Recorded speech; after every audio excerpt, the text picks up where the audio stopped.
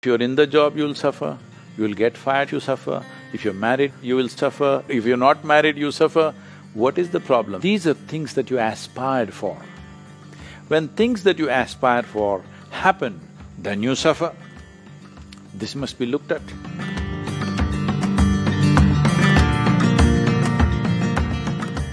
While we deal with difficult relationships where one cannot avoid the other person, be it the boss or your wife, more often than not, I feel out of control and the whole environment seems to be conniving against me.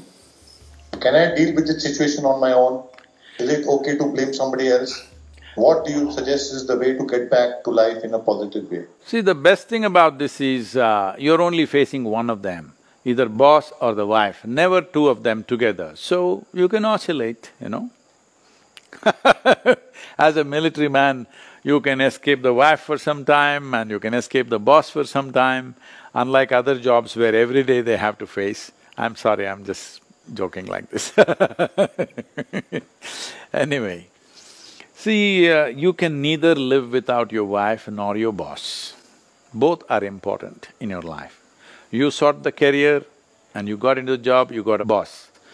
You sought a relationship, you got into marriage and you got a wife. So these are things that you aspired for. When things that you aspire for happen, then you suffer.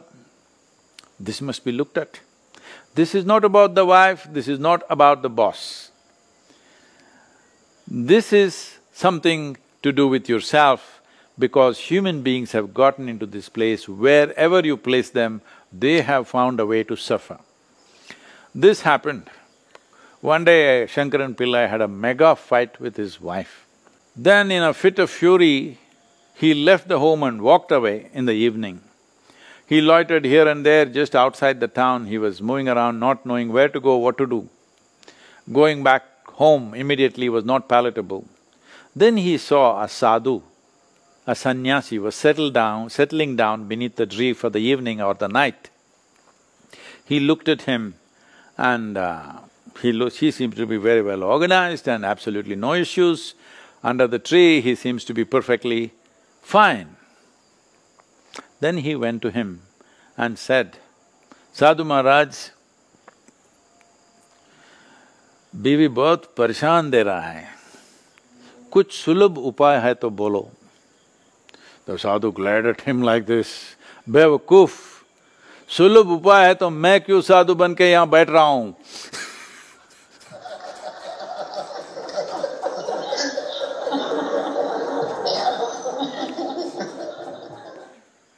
So, see, we say this, like life is like juggling a ball. If you're alone, just one ball, easy to do. You become two balls, little more difficult, needs more attention. Then you become four, you have 4 balls to juggle. Then you have an Indian army on you, you have 10,000 balls to juggle, or do you? So, how many balls can you juggle joyfully? That's how many you should pick up. If you aspire or enhance your activity without enhancing yourself, activity will cause misery. So people, one top executive in the country of an international company, a global CEO, came to me some time ago and in a deep state of distress and said, "Sadhguru, I can't take this, they're putting so much stress on me." I looked at him and said, "Okay then, may you be fired." He said, "No, Sadhguru, what are you saying?" I said, "Hey, you're suffering your job so much. I'm sure there are many people who are aspiring for your job. If you get fired, you can walk the beach happily." No, Sadhguru, don't do that to me." So if you're in the job, you'll suffer. You'll get fired if you suffer. If you're married, you will suffer. If you're if you're not married, you suffer.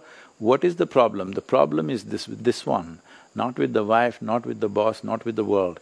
Whatever they may be, I'm not trying to defend them, they may be anything. But whether I suffer or don't suffer is essentially with me. As I said earlier, what the world throws at you is not your choice. What you make out of it is 100% your choice. This is what karma means. When I say my life is my karma, Wife is somehow, boss is somehow, the world around you is somehow, all kinds of nuisance happening.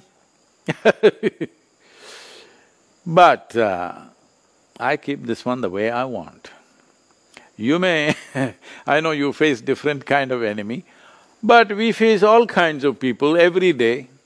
People that I've never met, that I do not know, they have they're spewing venom on me on daily basis. I don't know from where that venom comes. Maybe it's just extra protein in their body, I don't know. But they go on endlessly, doing all kinds of things, putting all kinds of obstacles to everything that we do. Everything that we do is inclusive for larger well-being, but they don't like it. There are people campaigning right now against me today that tree planting is dangerous. Okay. Your existence itself is dangerous.